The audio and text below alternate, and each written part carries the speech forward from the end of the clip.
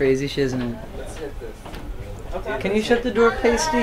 Or, We're talking about pasty, yes. I'm showing love. hey, Fredley, will you shut this door, baby? Are you guys going back to the hotel? We're going to Mills. We're going to Mills Okay. driving. I'm going to be done in like 5 minutes. So, Do you want me to wait for you? yeah, wait for me. I'll be right out. Alright, cool. Cool. You want me to hold it? No, it's cool. Okay. This thing's so damn powerful. It's Hold shit until I break it. Oh, yeah. So, if I guess start off, just introduce yourself. Alright, my name is Ben Kweller, and I grew up in Greenville, Texas, which is 50 miles northeast of Dallas, and I live in Brooklyn, New York. I actually had like 2 sheets of questions. Okay. I had brought them last night with me. I left them at home, so I'm just going to try to wing it and try to remember what's on there. Right on, man. Since you're already talking about home, Yeah. there's things like the South by Southwest Festival, and some other bands are starting to come out of Texas now, or like the Southwest, like I know the Shins are in New Mexico. Yeah. Live to Experience. Mm-hmm. And do you think like maybe the region's getting more of a... You know, it's weird because like I also think about that with New York. You know, like everyone says like New York is this big hotbed right now, but I sort of just feel like there's always great bands everywhere. You know, and it just sort of comes in waves, I guess. I mean, I think a lot of bands, you know, are just like keep doing their thing until someone notices it, and I don't know if... See, I'm actually personally kind of disconnected with the whole like southern scene right now, because I've just been in New York for about 4 years and just been doing like living there like so intensely, and so I'm not really up on all the new like Texas bands. You know, I just know like Spoon and like all the, you know, ones that have been around for a while. But so when someone says the name Ben Kweller, you shouldn't automatically think Texas any longer. I don't think so. No, I don't think so. I think if you do think of a place, it's either New York or Texas. But I definitely feel like New York is where I started. You know, that's where I started as a solo artist, was New York. You know, I had a band in high school and when we still lived in Texas called Radish, and so like, you know, we did a few things and put out some records. You know, and so I guess anyone that knows about Radish and hears about me, they probably still think of Texas just because of Radish. But yeah, I definitely feel like a New York artist. Yeah, I read somewhere in one of the interviews you mentioned that you really feel connected with like the whole New York scene. Mm-hmm. But like when I hear your music compared to some of the other bands, like say the Strokes, yeah, totally. it seems like just a completely different scene. Yeah, musically at least. Well, musically, yeah, totally. But I mean, it just sort of, it depends on what. I guess when I think of like New York scene, I just think of like friends that hang out and play music. You know what I mean? And like sort of a camaraderie among bands in a town, you know, and so yeah, I don't have that garage sound on every song, you know what I mean, and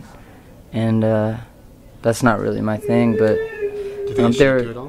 What's that? Do you think the scene has kind of shaped you at all as far as the garage sound? I think that, well, see, when I think of New York again, like I don't really think. I mean, I guess there are definitely a lot of garagey bands, but you know, like I really, when I first moved to New York, I got involved with like more. I met the Moldy Peaches and like sort of like the Lower East Side like anti-folk scene, and so that's a whole other thing, but more acoustic punk, you know, and then with the Strokes, but you know, see, I don't know, it's weird because like the Strokes get lumped in with the White Stripes and all these other bands, but I really think the Strokes are on such a different level. They have such a different sound, you know, it's a lot more precise than a lot of these bands, and most people don't, it sort of passes them by, but if you really check out the music, it's really like, you know, almost mathematical, and like in a good way though, not like Dream Theater, you know what I mean? Like it's not like prog rock by any means, but it's like certainly like, you know, like Julian totally like has every part finished before they go into the studio, you know, and then they get it perfect. But so they're pretty professional about it. Totally. Oh, it's yeah. It's kind of like the antithesis of garage. Yeah. Yeah, exactly. Like I don't think that Julian would tell you that, you know, they're a garage band at all. You know, they're just a rock band, and you know, but But yeah, I don't know. I think like I'm part of the New York scene just because I'm a solo artist who lives there, and I know a lot of the other bands, and we're friends, and like you support each other, you know. And that's what a scene is really about. It's not about everybody sounding alike, because then what's the big deal, you know, if everyone sounds alike, you know? Yeah, because I heard, like, I mean, it goes back to New Mexico, but like with the Shins, they were saying they had to leave because there wasn't really much of a scene there. And there wasn't really anything for them to build up for. Right, so they had to leave and do it from somewhere else. Yeah, totally. I mean, yeah, it's hard, like, being in a place where there's not a lot of bands, you know, and, like, you know, you want to have friends and go get excited about what your peers are doing, you know, and, you know, I loved that about Dallas, and I was nervous going to New York because I thought it was just going to be, like, every band for themselves, you know, and everyone's trying to get signed and all this stuff, but it really turned out to be another small town, you know, so it's cool. Speaking of New York, one of the questions I had, there was someone online that emailed me a question, and because I don't have the exact names in front of me, I'm just kind of...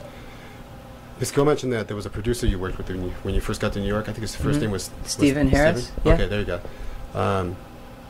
I guess she's really a fan of some of the other bands he's worked with. Okay. I was wondering if you might be working with him again soon. Yeah, I think that I'll definitely make the next album with him. I just love him. He's such a great person and a great engineer. He's a young producer. He got his start with Steve Lillywhite, who did like all the U2 albums. Simple Minds. Yeah, totally. Like tons of, like, really shaped the 80s, man. Like 80s drum sound. Yeah, totally. And so, but like, so Steven's like a little more, I guess his sound is a little more messed up than Steve Lillywhite's, you know what I mean? Where Steve Lillywhite is much more like classic and, you know, perfect almost. And Stephen Harris has much more of an edgier sound. And we are just so right on with the same musical sensibilities, and we like the same stuff. And we're going to record at the same studio, Sear Sound, which is my favorite analog studio in New York. They have the best microphones around. And just record it on 16-track tape and do it again. You prefer analog over something totally digital? By far, for sure. Yeah, I try never to touch digital if I can help it. On the last album, we were running out of time, and we were going to comp some vocals, and so we had to bring in this thing called an Atari Radar, which is it's a digital machine, but it's almost analog. It sounds so good, you know. But we didn't use Pro Tools or anything. Just, I don't know. There's just something about tape, you know. It's like taking photos on film, you know, or you know, it's just something that's so great about it. It's something so great about when it's spinning, to get near it and smell the smell of tape, and like just the sound is amazing, you know. I mean, it's cool that you're not only into recording the music and getting it out there and whatever benefits arrive from that, but it's like, you know, it's like you actually enjoy the actual pleasure of recording in the different segments of it. Totally, man. I love all aspects of it. For sure. Even, and down to the artwork too. I do all my own artwork, and I work on my website and stuff too. Was that a self-portrait? Did you take the shot yourself? No, actually, a friend of mine did. Yeah, the album cover. A friend of mine. I was up at RCA Records working on all the artwork, and we didn't quite have an album cover. And for a long time, I had this idea that I'd have a photo of me brushing my teeth for some weird reason, and my friend Mike was there, a photographer, and he was like, man, I have this Polaroid camera, and I only have 3 shots, like 3 Polaroids in the camera. Let's go to the bathroom and take a photo of it and just see what happens. And so we took one, and it looked really good, and I was like, whoa. And so he's like, all right, I have some lights down in my car. So he rigged up some lights, and we took another one, and then changed one little thing, and the last photo was this one that's on the album cover, so we got it perfect. Sweet. Meant to be. It's kind of funny, yeah. Trying to recall some of the other questions I had. Yeah. Good show last night, by the way. Thank you really very much. Thank you. It's really cool to see that, like, you have like such a good feel for the music. Not just, I mean, a lot of people, though, they can go in the studio, they can record, it sounds really good, but when they do it live, it's just a very different feel. There's not much soul or feeling into it. Wow. And that was one of the other things I wanted to ask you. Is I ended up getting a copy of the first EP you put out, The Freak Out. Oh yeah, you got a copy of that? And well, it's not a real copy per se. Okay, yeah. But it seems like even though you recorded it at home, like a lot of the songs seem to have a very different vibe to them as opposed to what eventually happened on the album, like Lizzie. Yeah, Where there's like, drums on there. and Yeah, things like that. It has like such a good vibe on the EP that like you can almost really feel what you're trying to say. Cool. And that came across live too. Cool. Right on. Well, yeah, and then I totally stripped it down for Shasha. Just, yeah, well, I was also feeling like there wasn't just an acoustic song on the album, and I really wanted to have one, and I thought Lizzie would be good for that. But yeah, I know, it's How did you record those? Which one? Like... The ones on the EP? On the EP? Well, some of those, my friend Bryce Goggin, he's another great engineer-producer in New York. He works with Pavement all the time, and the Lemonheads. He did like Car Button Cloth, and just some other great bands. Just some amazing indie bands that I love from like sort of the mid to late 90s. He's a buddy of mine, and he recorded a few of those on tape machine, and then most of them were recorded in my apartment on this Digi 001, which is a Pro Tools thing, that sort of like a consumer version of Pro Tools. And when I first moved to New York, I bought that program just to have at home, just to use as a tape machine and sort of write songs on it. And so I just started recording, and I ended up with like 8 songs, and decided to have some CDs printed up. And so then I was like, should I have a band name or no? And then I looked around the room and realized there was no one in there but me, so I was like, I might as well be Ben Kweller, you know, because I didn't want to be like one of those guys where it's like, it's really that guy, but it's a band name, you know, and sort of like hide behind this band name. And like, I had a band before, and like I do like the romantic idea of being a band, but when you don't really have one or you don't know anyone yet, there's no sense in it. So I just called the thing Freak Out It's Ben Kweller, and so I like had 1,000 CDs printed up and just like booked shows around New York. And Evan Dando from the Lemonheads gave me a call because he got a copy of it and was just like, hey, this is Evan Dando calling, give me a call, I got a copy of your album, I love it, let's hang out. And so that was like my big break, you know. And so we just started hanging out and threw 2 acoustic guitars in the trunk of my Volvo and just like rode up and down the East Coast, and I'd open up for him every night for like a year. So all my first fans as a solo artist were old Lemonheads fans. So it's just really cool. Is there anybody that you feel that you kind of help out like that now? Now that you're kind of getting a little more reputation and definitely. I've had chance to, you know, bring out certain people that I really like, you know. But it was hard. Like at first, when you become a headliner, at first for me it was really hard because I was so used to being like the smallest person on the bill. Like then to like I couldn't think of anybody that was smaller than me, you know. And so I had a bunch of friends that like, you know, don't have record deals or haven't toured much come and open up. And my friend Adam Green from the Moldy Peaches went solo, and so that was a good opportunity to have him come out. I think he's a genius. And so yeah, it's fun. More and more I feel like I can start like helping out other people, but I'm still just trying to do my own thing and help myself if I can. Is it really difficult? Well, I don't know. What do you mean? Is what difficult? Like, it's like getting... Before you were on a major label, and you probably had, because of the hype surrounding the band at the time, you probably had a lot of people trying to help you out in different manners.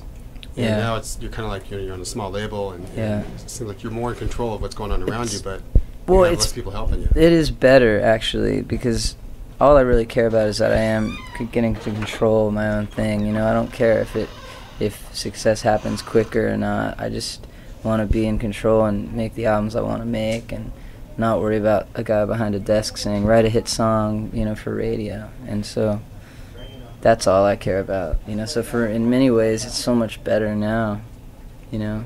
Is it hard to always have to kind of, lack for a better term, pimp yourself?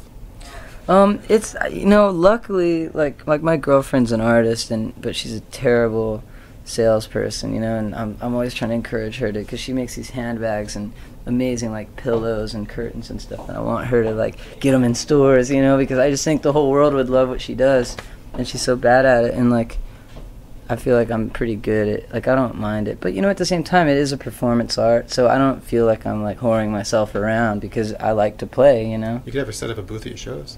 Yeah, that's true. I've thought about it, for sure, man. But... The official Ben Kweller pillowcase. Exactly. We need them. Yeah, make some sweaters. Hell yeah. I also asked about your name. Yeah. Has Burger King tried to sue you yet? No, not yet. And neither has Kmart, because on our website at the merchandise area, it says B Kmart, and I took the Kmart logo and put a B in front of it. But no one's gotten to me from there. So Burger King and Kmart, I'm clear of them for now. We'll see. And British Knights hasn't come, but I think they're kind of They're on the way done. down. Yeah, exactly. You know, it's not like you like had the Nike logo or something. Right. How'd the Virgin? Oh, that was really fun. Yeah, the in-store.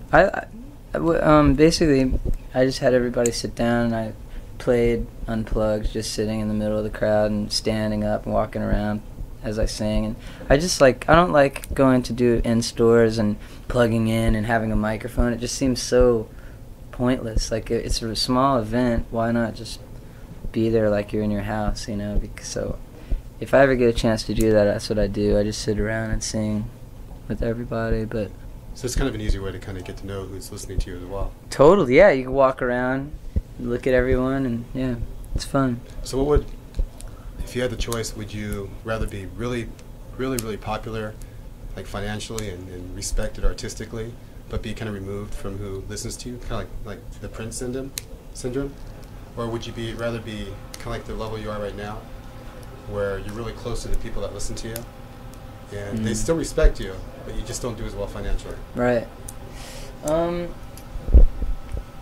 I'd like to, I don't know about the Prince syndrome, but more of like the Neil Young thing would be nice, you know, to be able to have a family and a life, but be able to make an album every year and be respected, you know, artistically, and I'm sure that he's not doing so bad financially, you know. But Well, I'm sure, you know, some of the bands out there from the grunge era are throwing them a buck here and there. yeah, that's true, totally. Like Pearl Jam. But I don't know. I mean, you know, it definitely, you know, I can pay rent right now and I don't have to have a day job, and that's nice. That's the best feeling, you know, to be able to be on tour and make albums, and I can take 2 months off and not do anything and go camping or whatever and hang out with my cat and my girlfriend. And How important is that artistically? it's really important, you know. It's really, really important, because when you're on the road and touring, you're more of a robot and less of an artist, because you're playing the same songs every night, and it's hard to come up with something new. And Even from like the work standpoint, it seems like a lot of bands, when they're first coming up, like that first CD seems so good because they've had so much emotion Right. and Yeah. different things mixed in, and then, you know, they go pro, so to speak. totally. And it just loses something. They also say, you know, you have your whole life to write your first album, and you have 6 months to write your second. Yep. You know, and so it's true. I mean, yeah, you get caught up. The more you work, the less you are an artist. You know, but I'm psyched. I've been pretty lucky on writing songs this year, and I'm ready to go back in May and make my next album. I have about 14 or 15 really good songs, you know, that I think are good enough for the album, you know what I mean? But I have like 20 songs total that I've written since Sha Sha, but about 13 or 14 that I'll go in and record probably and just pick my favorite 12 or 11, you know. Any protest songs? I don't know. I mean, there are some protest songs in there, but it was also before all this whole like George Bush thing. I mean, I've always been protesting pretty much, but I don't know. I don't get too mixed up politically in music, you know. But I mean, I definitely like to like pinpoint issues in life in my music, and like definitely talk about stuff, and you know, but politics, I don't know enough about the subjects to really put my voice out there like that. But I know how people make me feel personally, so I can talk about that. Are you embarrassed at all that George W. is from Texas? I'm not embarrassed, but I mean, I don't like the guy, you know. I'm you know, people are people. I don't feel enough of like, oh, I'm a Texan, so he really embarrasses me. I mean, most people would know that he's just a person and I am too, and maybe we're both from the same state, but whatever, I don't know. But yeah, I think he's pretty ridiculous, that guy. Just, you know, whatever. Okay, final question. What's the first thing you usually think of when you get on stage? First thing that I think of when I get on stage... First thing that comes to mind, like when you see the bands out there, or the crowd out there. Like for instance, say you played Reading, right? Yeah. You played Coachella coming up this summer. Yeah. Dude, I don't even know. It's a thoughtless state that I go into. It's just more of an action, you know? It's definitely a lot... There's no mental thing happening, really, like no mental dialogue until I'm like in the middle of the show. That first state is like more of like this animalism like thing where it's just like, you know, I get broken down to just my like root instincts, you know what I mean? So it's just like, guitar, pick up, sing, song, you know? It's not like... Yeah, like last night seemed as though you did kind of flow for like 2 or 3 songs, then you kind of broke down and had a chance to say something. And yeah, we definitely kept it going. I think we might do that again tonight. You ready? Until the Led Zeppelin section at the end. Yeah, exactly, man. The big rock out jam session. Real quick, if I could have you... an ID? Yeah, an ID. Cool. You say whatever you want. It could be as eclectic as you like. As long as... All you do is just mention the Indieshop. Okay, you're listening to The Indieshop? Okay. Hi, this is Ben Kweller, and you're rocking out with The Indieshop. Up. Sweet. Can you take a quick picture? Yes, of course. Kitties. Where'd that come from? Here in LA.